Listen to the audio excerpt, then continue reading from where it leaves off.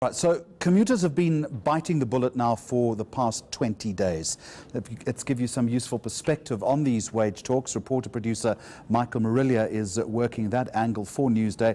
So the unions, Michael, good afternoon to you, say that there is a new offer then on the table, but we're almost 3 weeks into the strike. I guess the key question here, why on earth is this taking so long to settle?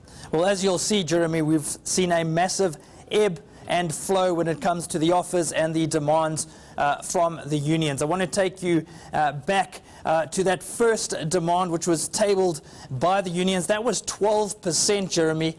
The employers responded with an offer of 7%, substantially below that, 5 percentage points, in fact, below what the unions were demanding. The employers basically said, take a look at inflation. The latest numbers for inflation are at 3.8%. That's the number for March, Jeremy.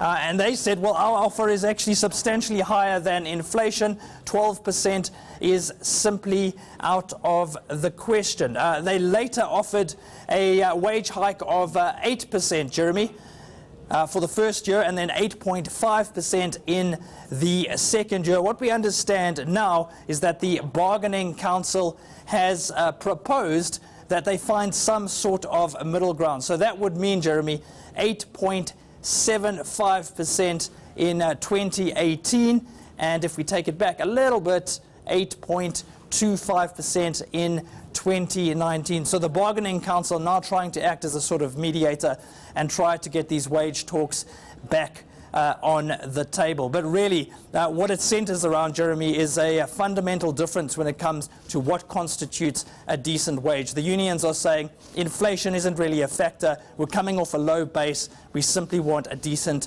living wage. Now, speaking of the unions, Jeremy, we're seeing a fascinating saga unfold here, and that we have two unions from rival federations. SATAWU, of course, is part of COSATU. NUMSA is part of the new kid on the block, and that is SAFTU. They seem to be collaborating and working together, Jeremy, in this particular issue. SAFTU has also called on its members to stage pickets, Jeremy, in solidarity with the bus drivers. We know it has roughly 800,000 members. Remains to be seen, Jeremy, how many it can mobilize in support of these bus drivers. But just important to note, Jeremy, over the weekend we got this statement from NUMSA and SATAWU saying we've decided to embark on mass action to intensify the strike.